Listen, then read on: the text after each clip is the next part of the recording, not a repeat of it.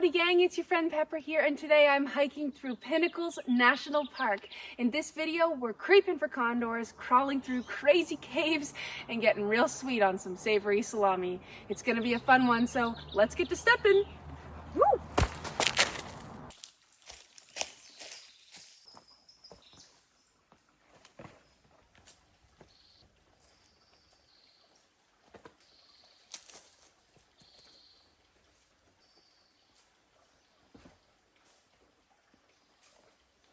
Good morning! It's a little bit after 8 a.m. and we are here in beautiful Pinnacles National Park, and today we're just doing a quick day hike, but on this day hike I get to talk about all of the really fascinating things about this park, including how these funky volcanic rocks here were formed, but more on that later. Right now we're headed to the Talus caves, which aren't actually caves, but they're kind of caves. So we're gonna do those caves and explore a whole bunch.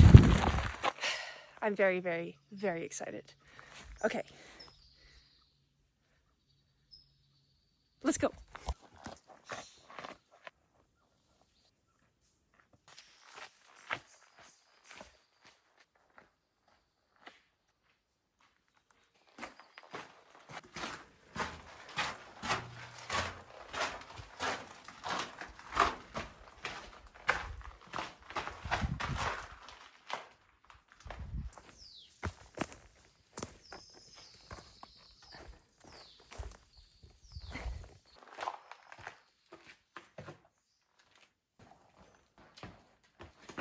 Come on.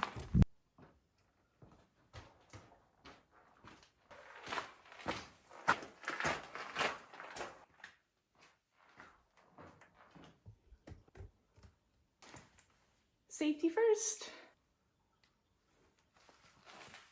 How's that?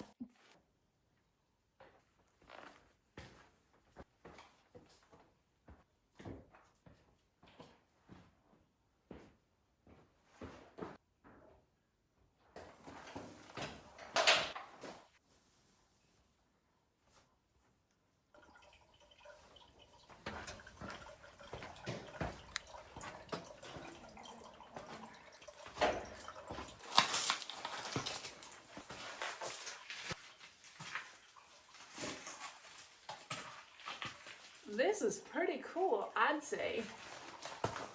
Yeah.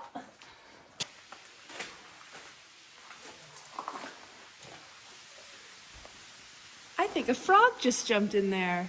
There are frogs in here, and you do have to be really careful of them, because this is their home, not ours. Cool.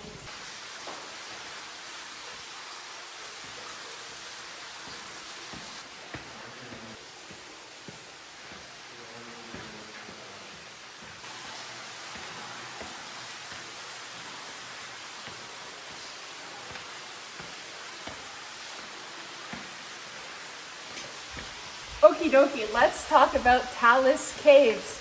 Talus Caves, despite their name, are not actually true caves. I mean, they look like a cave, it smells like a cave, feels like a cave, but it's not really a true cave, because true caves, geologically speaking, are hollowed out passageways. Talus Caves, on the other hand, are not actually hollowed out passageways. In fact, they form when earthquakes and tectonic plate activity occurs and erodes a massive cliff face, where these massive boulders and rock fragments come crashing down, and then they find themselves wedged between, a slot canyon, and then it covers the top. So that's actually what we're walking through right now. Now, this type of rock that we have here is primarily a volcanic rock called breccia, and that's what forms the Talus Caves here in Pinnacles National Park. And yeah, so you can see how these aren't true caves, and there's all those boulders that fell down, and there's the sunlight up there somewhere. But yeah, it's pretty cool.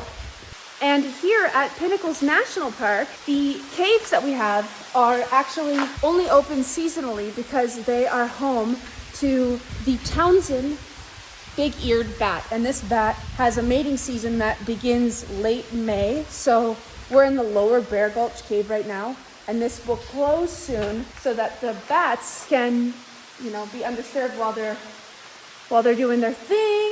because they really don't like humans and they're a very fragile species. Flashing lights at them, like, these headlamps that we have here, can actually cause the mother to abandon their young. And they're very sensitive to noise too. So the Upper Bear Gulch cave is closed for those bats right now, and then this one will also close very soon as well.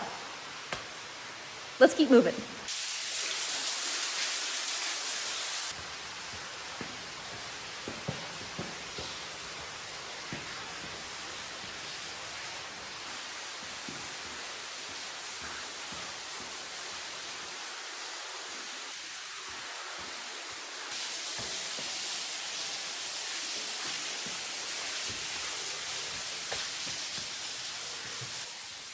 This is a tight squeeze.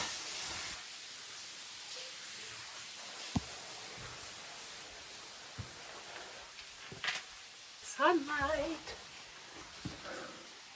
Wow, cool.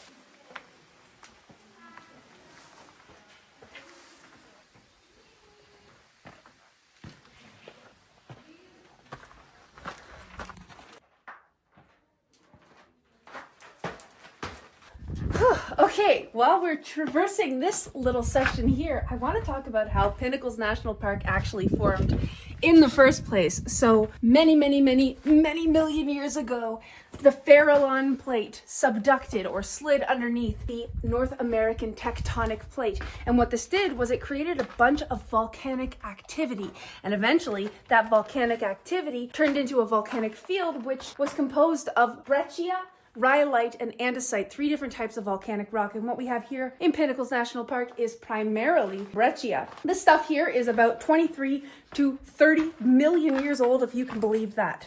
And then the San Andreas Fault formed, and a portion of that volcanic rock actually separated itself from the rest of it and moved 195 miles northwest to create Pinnacles National Park. Now, the rocks that we see today are slightly different than the rocks we would have seen, 30 million years ago because of things like mechanical weathering and erosion.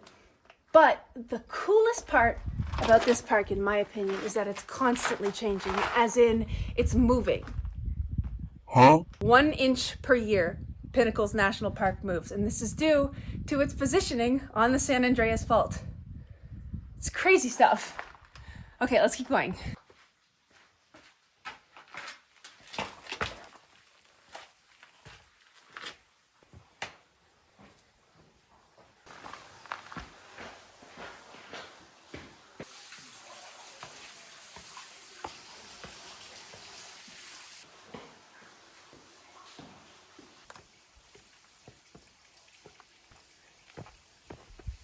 It's great pine, look.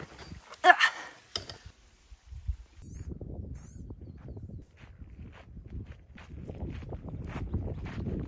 Ooh, she's a right toasty one there, eh, bud? Check it out. This is sticky monkey flower. This guy here is a perennial shrub that grows in chaparral zones, and particularly, especially in Pinnacles National Park, on the really sunny exposed areas. This plant is not edible for humans, but it is a huge hit among many pollinators. And in fact, it serves as a larval host for some types of butterflies. Sticky. Why is it sticky? I'm sure you're wondering, why is it called sticky monkey flower? Well, I have no idea about the monkey part, but I know that it's sticky when you touch it. It's kind of sticky. And this is an adaptation to prevent water loss. So it is very resilient, and it's a big hit in these exposed areas. Let's go. It's a rock. Yeah, that's a rock, all right. But does it roll?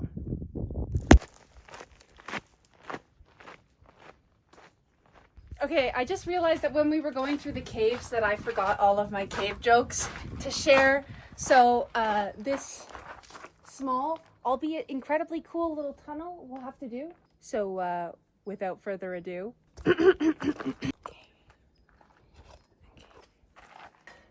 You can't have your cave and eat it too. I went cave exploring. It was a minor thrill. I gave this cave a compliment. He said, "Thanks. I feel like I'm really rocking it today." Yeah, let's keep going. Because that was really bad. I'm so sorry. Forgive me.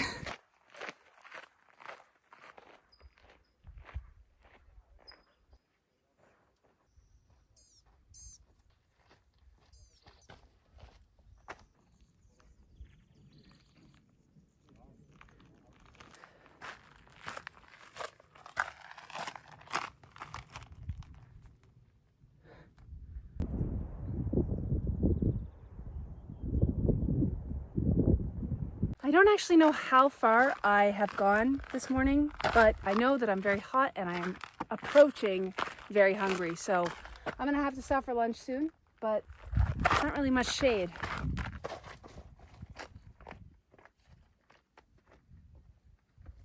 Yippee! Wahoo! Nice. Oh joy!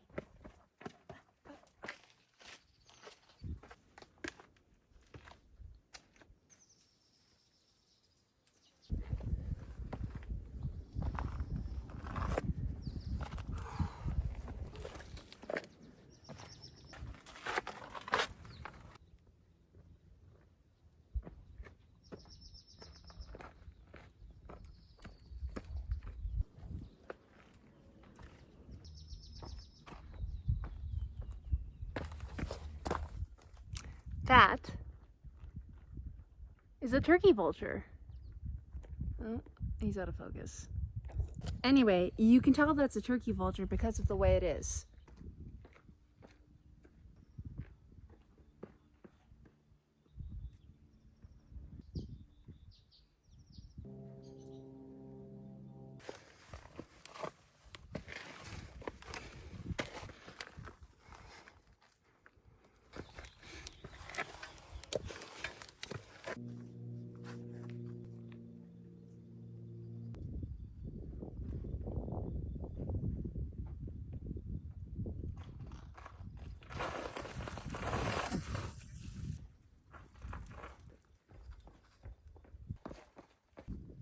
Whoopsie. Well, this looks like just as good a spot as any for some lunch. Okie dokie, for lunch today we have some beautiful Grana Padano cheese. It's a hard cheese, kind of like Parmesan, except it's not as bold and strong. It's got more of a nutty, savory umami flavor to it. And we're gonna pair it with some beautiful dry Italian salami from Molinari's Deli in San Francisco. I'm really excited to dig into this, so let's do it. Wow. That's good cheese. Look at that. That's a good piece of salami right there. Don't worry guys, I'm not gonna eat all of this today. Okie dokie, let's give this a try. Oh my gosh. Okay, I actually might eat the whole thing today. 12 out of 10 for Molinari's dry salami. Oh, and it's gonna go so well with the cheese.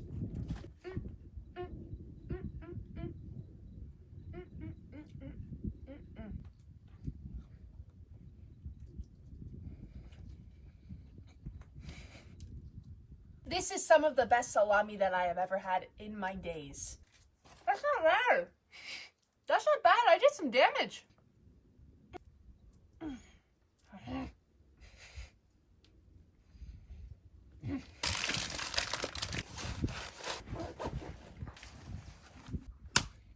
Okie dokie. Let's go. I'm getting old. All right. Let's go.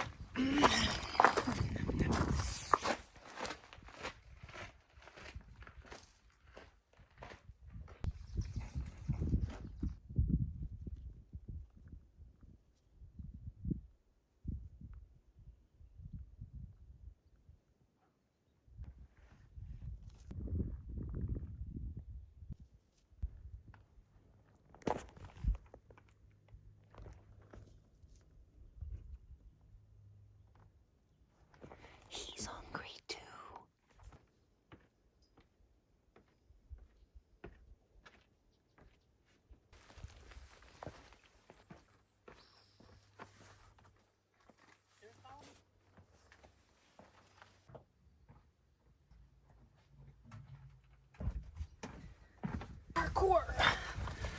Let's go.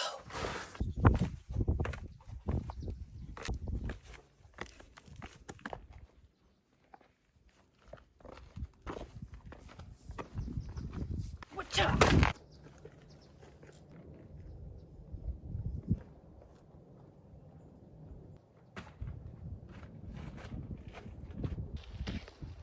See that guy way, way, way, way up there? There, I zoomed in. That's a condor. Ah, let's talk about condors for a sec. Okay. I actually didn't know if I was going to see a condor at all today because you typically are most likely to see them during the earlier parts of the day, you know, around 10 a.m. or whatever. And I'm up near the top of Condor Gulch a little bit later in the day, but we saw one and it was very high up. They do actually have the capacity to soar up to 15,000 feet, but they don't do it by flapping their wings. No, they glide. Condors are massive. So they have these massive wings that can span up to 10 feet and they use them to glide, sometimes even as far as up to 300 miles a day. Unfortunately, this species is considered critically endangered. In fact, in 1987, there was only 27 condors left in the world. And what scientists did was really bold. They captured all of them and then they started rehabilitation breeding programs to increase the population of condors. Thanks to these rescue efforts, there are over 500 condors now. And that might not sound like a lot since 1987 when there was only 27 of them, but they take a really, really long time to grow up. They can live anywhere between 20 to 60 years, and the females only lay an egg once every 1 to 2 years. So they're very slow growers. But condors actually used to live in all parts of North America. We have fossil evidence to prove that. And they would feed as they are scavengers, and they only eat carrion, or like the dead flesh of carcasses on the ground. So they would scavenge saber-toothed cats and mammoths. So as the saber-toothed cat and the mammoths populations decreased, so too did the population of the condor. And an additional thing that accelerated their population decline was the use of lead bullets. And they would feed on the carrion that would be hunted and, you know, on the ground, and then they would unfortunately get lead poisoning. So recent efforts have been really pushing the banning, and I think they are officially banned here in California, of lead bullets, so that that's not a risk for them anymore. Every condor is tagged, so they're not given names, which I don't know, I kind of feel like that's sad, but they are given numbers, and that means that they're part of a certain series or a certain birth year. And yeah, they're really cool creatures, and they've got a face only a mother could love.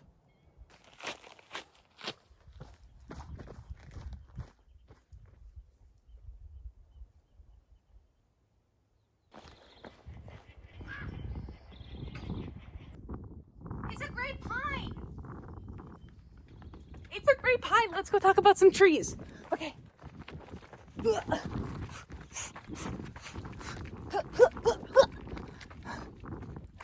See? It's a gray pine. Okay, let's talk about this guy for a second. Gray pines are amazing. They've got these like wispy looking needles and they make massive, massive cones like the size of my head. Let's see if we can find any. This looks like a younger tree. The mature gray pines make big old cones. Another really cool thing is that they serve as a home for those condors that I was mentioning before.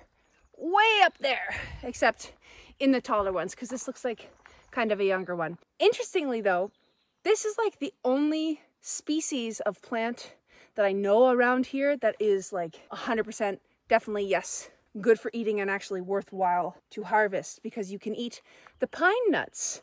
I've never done that. If anyone has, tell me how they taste. I kind of want to try, but I don't know if, there's a lot of ants. Oh my God, there's so many ants. Wow. Wow, I almost just gave this thing a big old kiss. Look at this. Holy cannoli. There they are. Yowzers, that's a lot of ants. Oh, I'm getting the heebie-jeebies a little bit.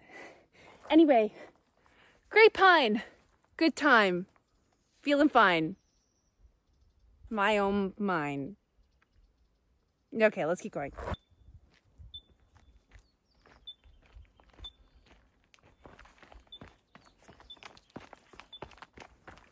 I think I see the end. Whew, it's been a hot one, let me tell you.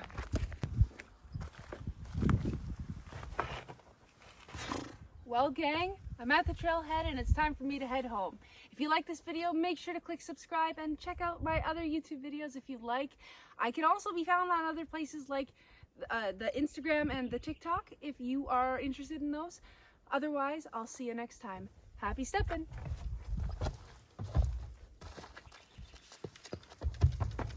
Okay, goodbye for real.